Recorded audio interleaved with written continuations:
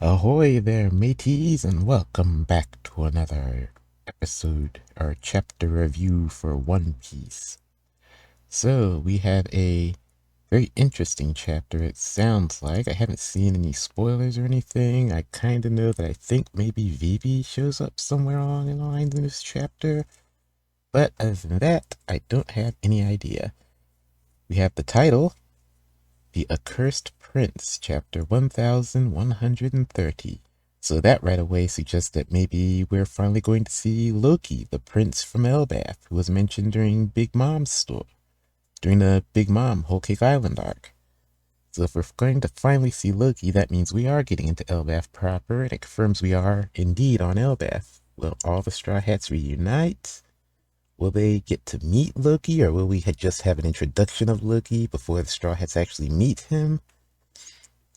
It's going to be interested, and the accursed part kind of indicates that there's some kind of curse perhaps surrounding Loki. Maybe this curse leads to what the big threat, the big bad evil force on Elbaf is going to be. Because it can't just be something from the world. It can't be anything from the world government. It can't be anything from other pirate groups. Elbaf is completely isolated, much like Wano was, but unlike Wano, Elbaf hasn't been taken over by any pirates or any force we know of, so the threat from Elbaf will have to come entirely from within or from a brand new force, is what I'm thinking. Okay, got our cover story. Oni Child Yamato and the Holy Inari Shrine Pilgrimage, Volume 17. Someone steals the katana while they are sleeping. And we've got Tama and Yamato asleep, both asleep. And the mysterious silhouette hand stealing a katana. So that's going to be a little something that'll have to take care of over the next few chapters. Notes from Oda. I've been watching a drama called Omusubi to unwind after chapter deadlines. Its cheerful and bright vibe is very soothing. Ichiro Oda. We've got Frankie. Listen up, warriors. We're calling off the search. What? We ain't found squat after all this searching.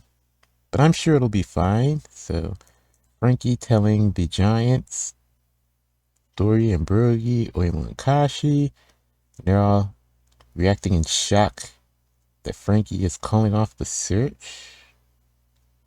Calling off the search for the other Straw Hats.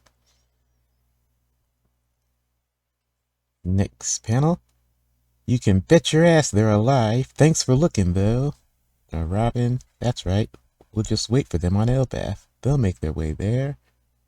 Jinbei, yeah, we've done all we can. Even my shark network is worn out. We appreciate your efforts. And Brooke, we're also out of food. Let's not starve ourselves to death. I see.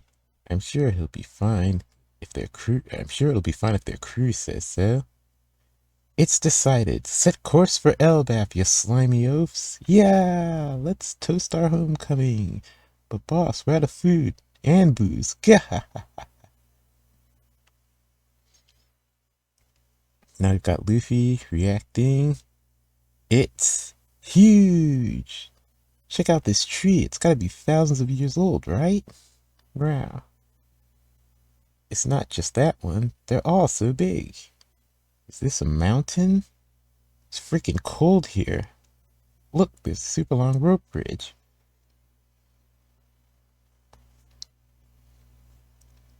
So, okay, it's a snowy environment, a snowy mountainous environment that they're in now. A rope bridge leading up to a tree. Looks like a giant tree. Nami, this place is making me. This place is so vast it's making me dizzy. Ah. Giants are crossing the bridge. Hide. Creak, creak. Don't let Harujin know why we're. I don't get Harujin. Why do you let that crackpot join the crew in the first place? New Giant's pirate, ship's doctor, Gerd. It's 'cause he's a skilled navigator, Creek. New Giant pirates, Cook, Goldberg. Can't stand him. They may call him Loki, the shame of Elbaf, but he deserves more. He deserves that. But he deserves that title even more. I can't stand him. They may call Loki the shame of Elbaf, but he deserves that title even more. Rhoda probably wouldn't mind you calling him that. Yeah.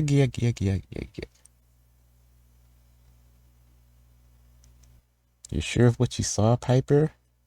His crew was carrying a small ship, right? Hoot! We're meant to arrest intruders, but Rhoda keeps smuggling in intruders of his own.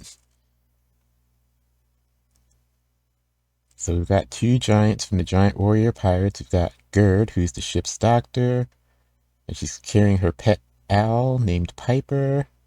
Then we've got the cook for the Giant Warrior Pirates. His name is Goldberg, and he's carrying a spiked iron club very similar to the kanobo that Yamato and Kaido carry. Which makes me wonder, is that specifically a giant weapon? Or a preferred giant weapon? And they're talking about the guy who kidnapped them. His name is Rodo. I didn't do any research during the previous chapters, but obviously he's a navigator on the Giant Warrior Pirates crew. And he's been apparently collecting regular-sized humans. I guess that's his hobby, that thing he does. Seems the other Giant Warrior Pirates aren't super fond of him. Okay, next panel. Get back, Luffy. But they look like they're nice people. Wait. We'll let Elder Jarl know as soon as we find them. Did you guys hear that? They said Elbaf. We finally made it. I never thought I'd see such a giant babe. Hey, over here, moron. Didn't you hear them? They're looking for intruders. And then they both the giants turn around, almost hearing Luffy. Probably our imagination, right? Knock, knock.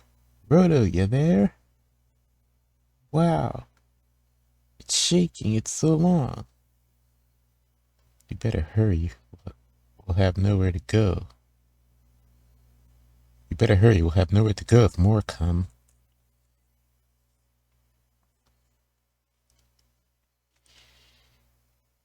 This was made for giants. The gaps are too big. Keep going, Nami. I used to cross a rope bridge like this all the time. You get used to it. This is just a trial to prove we're worthy warriors.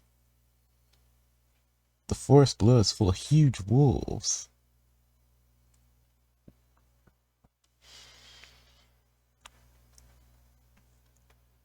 What's wrong, Luffy? You feel that? I'm getting goosebumps. You can't go see, right? Then you can't go either. Off forests from now on are off limits. I heard something back there in the block country too. A roar. It's gotta be coming from down there. I'm going on ahead. What? Hey, Luffy. This is nothing to Usopp the Brave Warrior. Where are you going? There are wolves down there. And so Luffy leaped off the rope bridge down into the forest below. And the rest of the Straw Hats are still on the rope bridge trying to cross it. Now we're going back to the ship. It says what? We attacked Egghead. According to the morning paper. Why would they lie like that? It's too small to make out. I'll read it aloud. The giant warrior pirates have awoken after a century-long absence. They set Egghead ablaze with Emperor Straw Hat Luffy. The captains of this legendary crew, Broggy the Red Ogre and Dory the Blue Ogre have received new bounties of 1.8 billion berries apiece. They changed our bounties! Okay, so that's a pretty big thing. Dory and Broggy are now both actively hunted by the world government once again, and their bounties are both at 1.8 billion. So that puts them in that big league, that Yonko Commander, upper Yonko Commander level.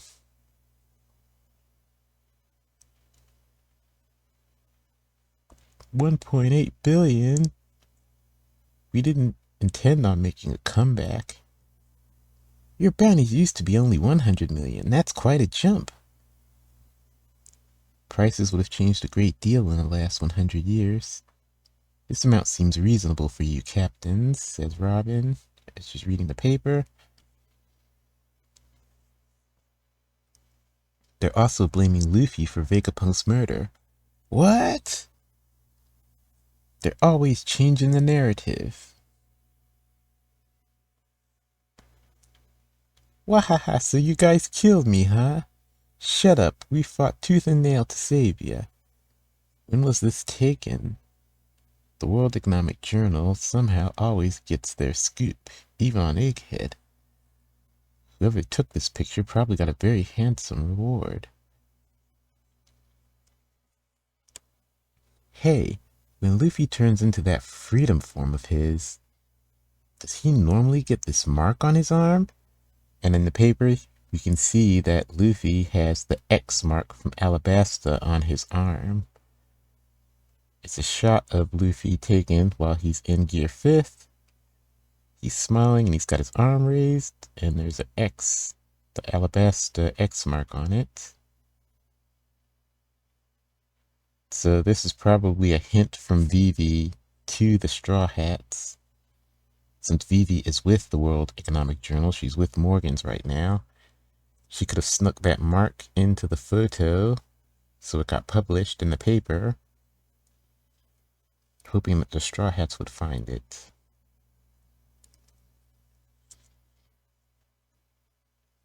Okay, next panel. Does he normally get this mark on his arm? I'm not sure.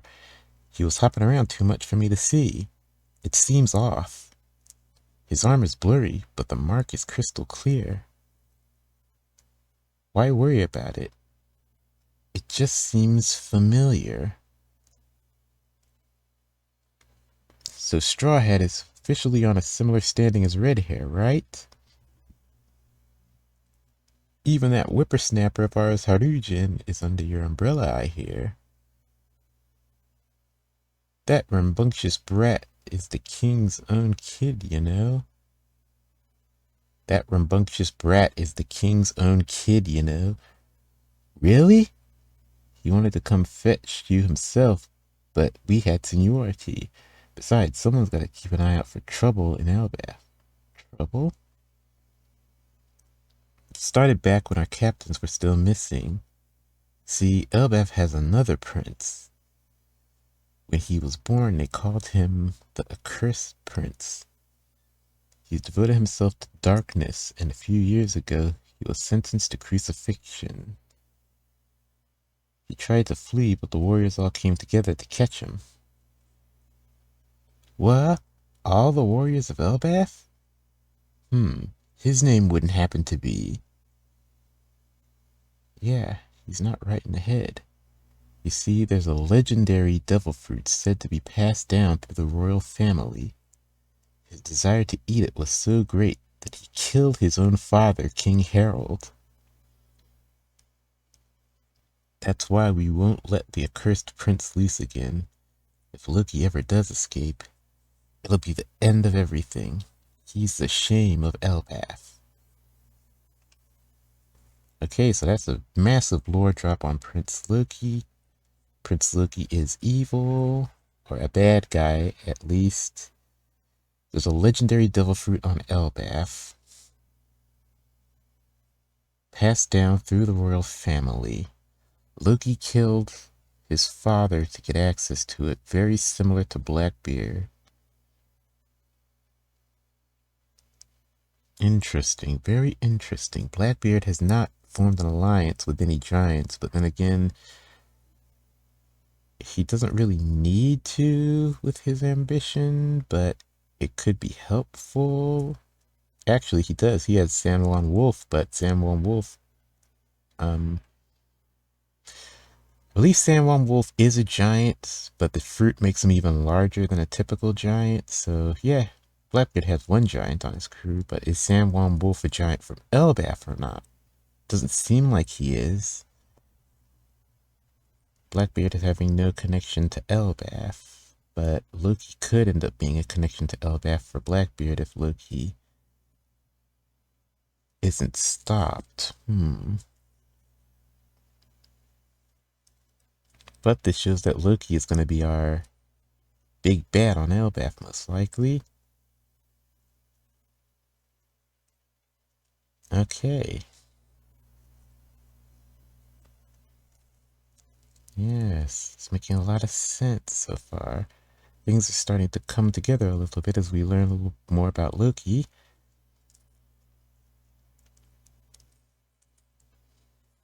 And then there's another thing, Jinbei. Jinbei knows the name Loki. Of course he knows the name Loki. Jinbei was on Big Mom's crew at one point, so he would know about Loki.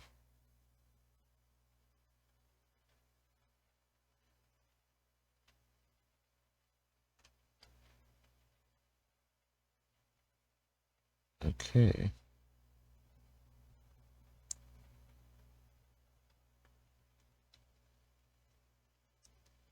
Now, next panel. Whoa. Okay. Next panel is a massive, beautiful spread of what looks like Prince Loki. He's chained down, and his design is really awesome. And Luffy's standing right in front of him. Loki is smiling as he's chained down. He's blindfolded.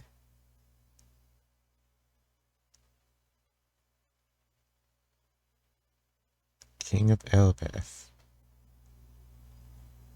The crest on Loki's belt. It bears quite a bit of resemblance to Katakuri. So I'm wondering what the deal is here. What that stylistic decision is. But obviously it's a skull with a crown on it, so it clearly represents Loki. Okay, and Loki says, "State your name." "I'm Luffy, the man who's going to be king of the pirates." "King? Where is this place? Who are you?"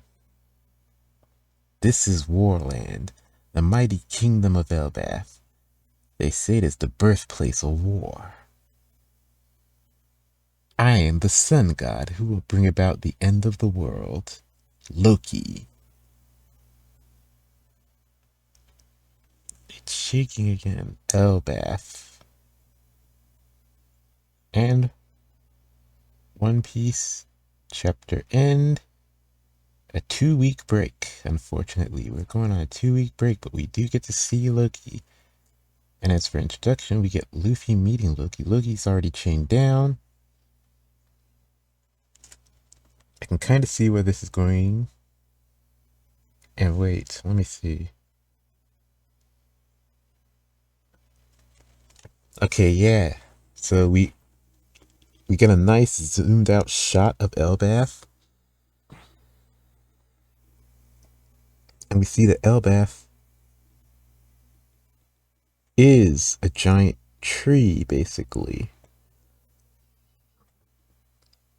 The bottom part of the trunk of the tree is where Luffy is, and Loki is tied to the chain to the actual tree itself. The whole island is a tree. Loki is chained to the bottom of the tree. The bottom of Elbaf is this wintry country, this almost winter island, it seems. Mountainous range, and out of it is growing the giant tree. Then we get up to a first layer where branches sprout out. And we can see some buildings and stuff on there. Looks like castles and the towns, and there's a giant sword sticking out. A really giant sword. A sword that will be bigger than the giants? It seems like, yeah, it seems so. Then we get another branching out of the tree, where we get to the top of the tree. So there's the bottom part of Elbaf, the middle part of Elbaf, and maybe there's a top part. There doesn't seem to be anything in the top, but there might be something among the branches in the top, or at the very tippy top of the tree. There's a legendary devil fruit. That is interesting. That is really, really interesting. A legendary devil fruit. So we have quite a bit going on. First of all, we have the East Blue gang plus Chopper. Basically, the Alabaster crew is all on Elbaf currently. All of the Grand Line post Alabasta recruits are separated. All the post Alabasta Straw Hats. That's why they didn't recognize the mark on Luffy's arm. Since no one from Alabasta was on the ship, they couldn't inform them that, hey, that mark, we did that in Alabasta. The only person that would know about that is Vivi. If one of them had been there, then there wouldn't be this question, but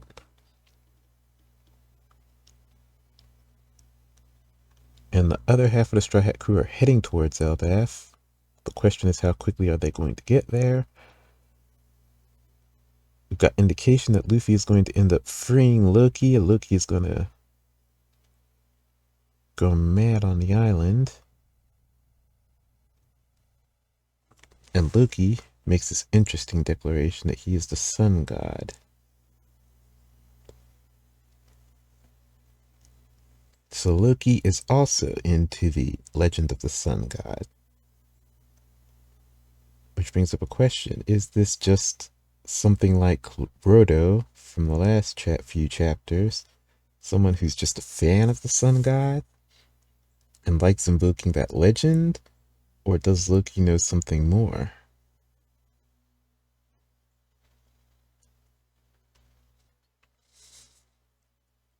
Loki killed King Harold to get possession of... Wait a minute. Wait just a minute.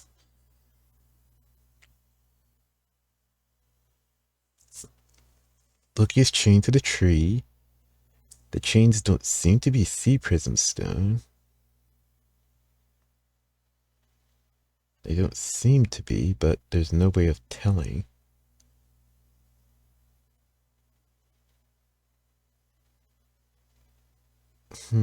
If Loki doesn't have a devil fruit power. Okay, this is what's kind of the idea that's forming in my mind as I'm thinking about this. First, we know that giants have extremely long lives. They live a lot longer than average humans, so we're keeping this in mind. There's a legendary devil fruit that's been passed down in Elbaf, the Elbaf royal family, specifically. Let's propose, or suppose for a minute, that this is Luffy's fruit. The Nika fruit, the Gum Gum no Mi, the human fruit model Nika, that is Luffy's devil fruit. It was being passed down through the Elbaf royal bloodline. Loki kills his father Harold. But see that, okay. But let's just continue with that thinking. Loki kills his father, and that during that process, the fruit escapes from Loki. Loki loses the fruit and he can't track it down. The fruit ends up outside of Elbaf on the ocean,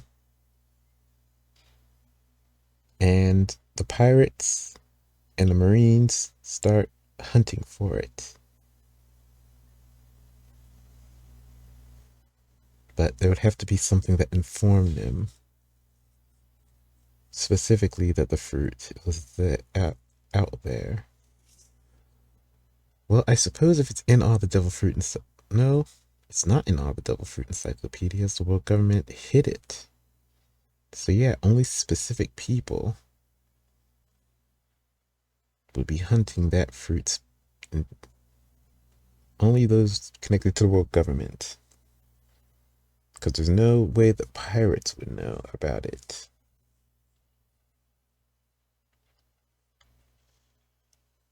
Unless someone from Elbaf told them.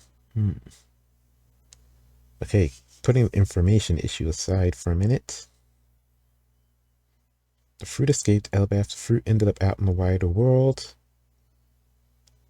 Shanks stole the fruit from the world government and eventually got to Luffy,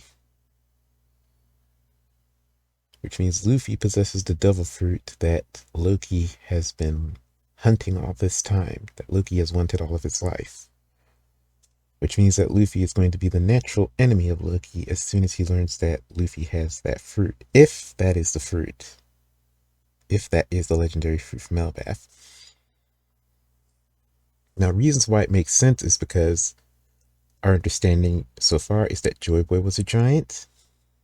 So perhaps Joy Boy was from Elbaf, or the precursor to Elbaf. Maybe the royal family is Joy Boy's descendants, because it's unknown if Joy Boy had any family, if he had any descendants. Okay, so with that in mind, the Joy Boy bloodline, then of course the fruit would be a treasure in that bloodline that would pass it down. Elbaf, then comes Loki. It would be Loki that set the entire events, the chain of events of One Piece into motion. Well, not all of them, but the chain of events to Luffy's origin. Well, not his origin, but the origin of Luffy's powers as we know them would have been set into motion by Loki killing Harold.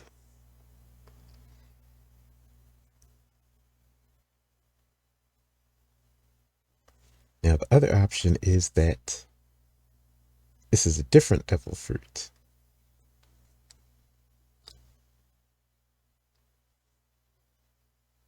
If it's a different devil fruit, then there's the question of what kind of devil fruit is it? It's legendary.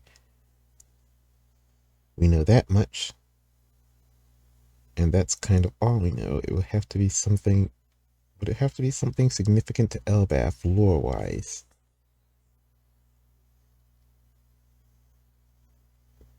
Perhaps. Perhaps.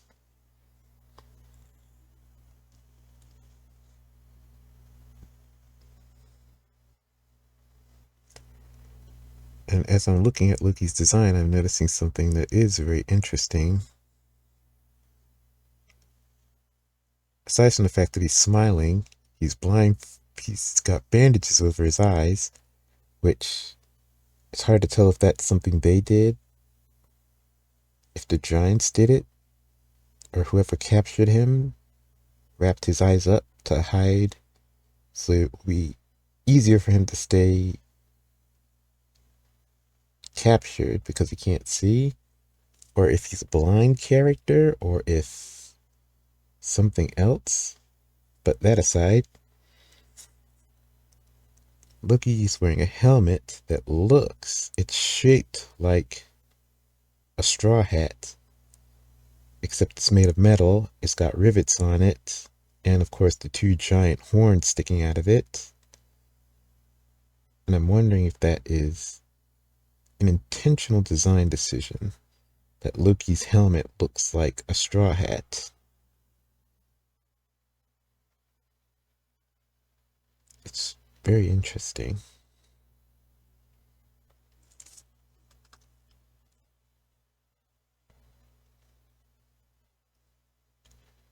So we got Loki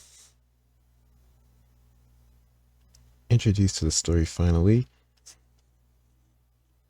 In a way, I am the sun god who will bring about the end of the world. Loki would know the legends about Nika. He would know the legends about Joy Boy. Would he know about the true history of the world, though?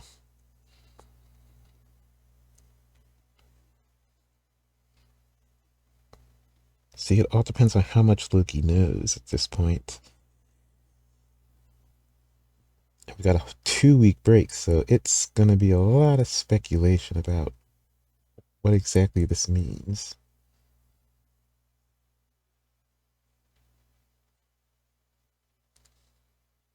The accursed prince, Prince Loki.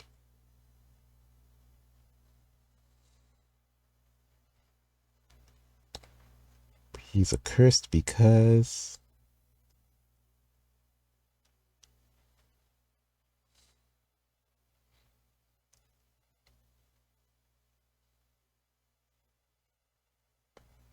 he's not right in the head. You see, there's a legendary devil fruit said to be passed down through the royal family. His desire to eat it was so great that he killed his own father, King Harold.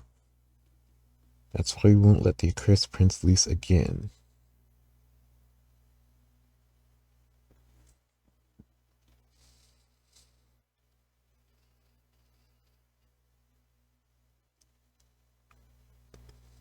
And Harujan is his brother because they said that he is the son of the king.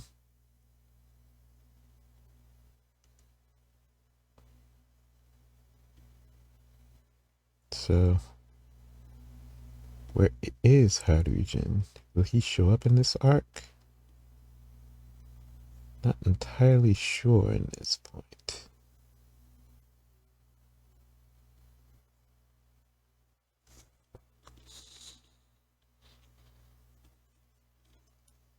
Okay. But things are kind of getting very interesting here. In post-Egghead, the world government decided to reactivate the bounties on the giant warrior pirates and issue new bounties for Dory and Brogy, but nothing for the Straw Hats. That is an interesting decision. Why wouldn't they? Of course, it probably makes sense not to boost Luffy's bounty again at this point, but the rest of the crew, the entire crew, no changes there.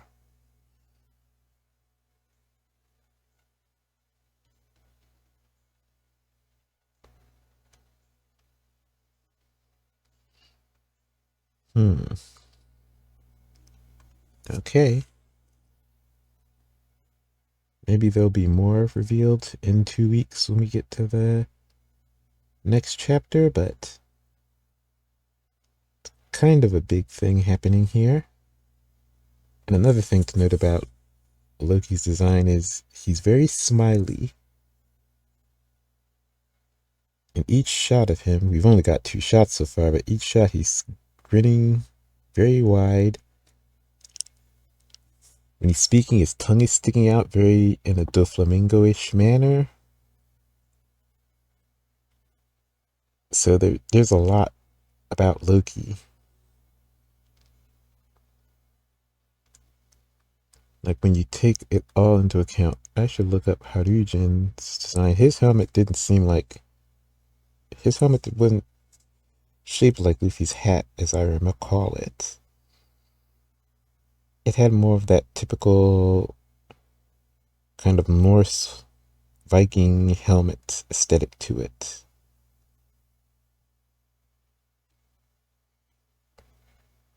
But there's a lot here with Loki. That grin, it invokes either Doflamingo or someone of the D clan, so it's very strange deciding which way that goes.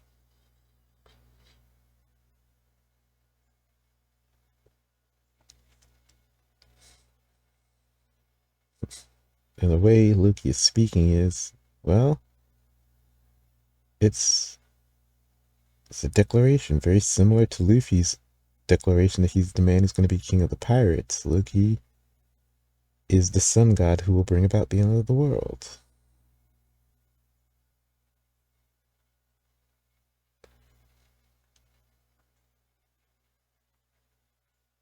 And that's another kind of parallel between him and Luffy.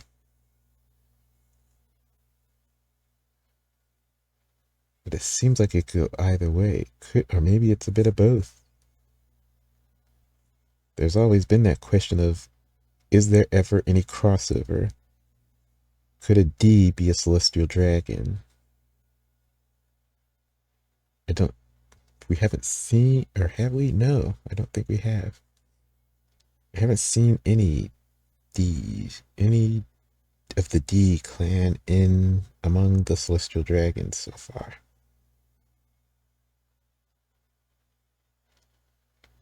And that's one of the big questions.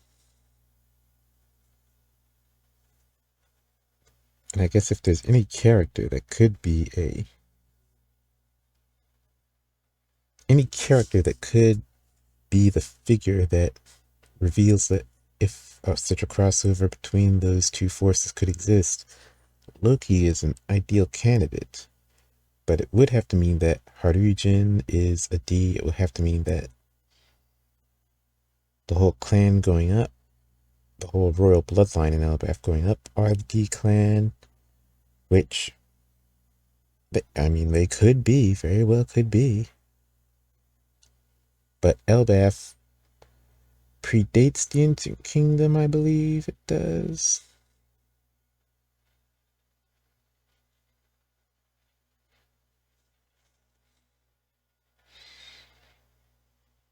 So it doesn't make sense. But then there's Jaguar D Saul. He's a giant and he is a D, so yes, there are giants in the D clan.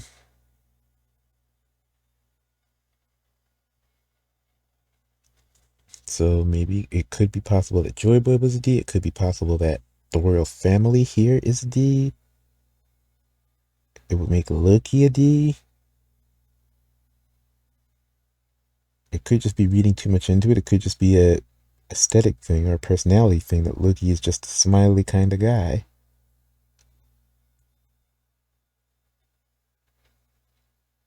And it doesn't relate to him being, because when you think about the Doflamingos, Dofi himself, or the Don Quixote clan, Dofi himself was the only one that was always grinning like that. There was nothing from harming, nothing from the others, nothing from Rocinante, nothing. Yeah. That was just Dofi.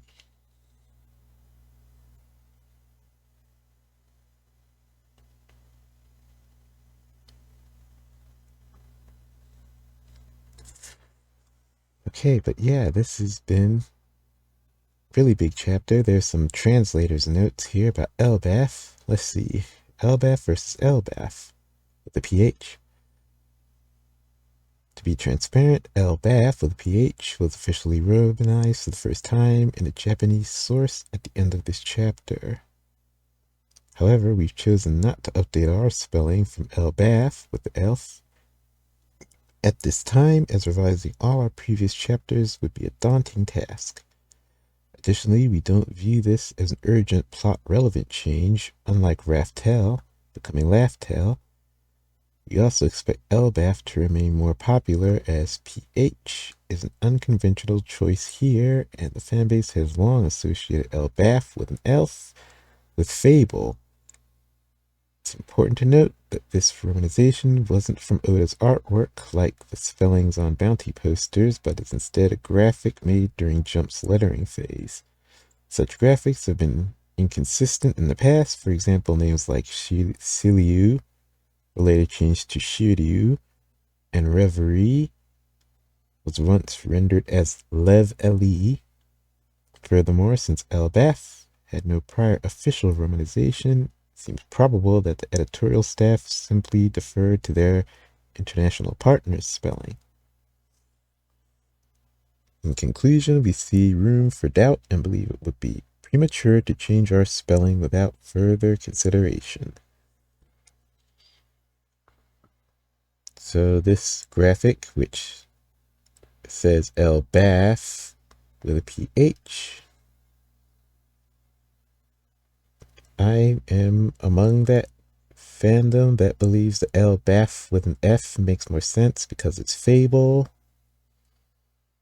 That seems to be Oda's intention.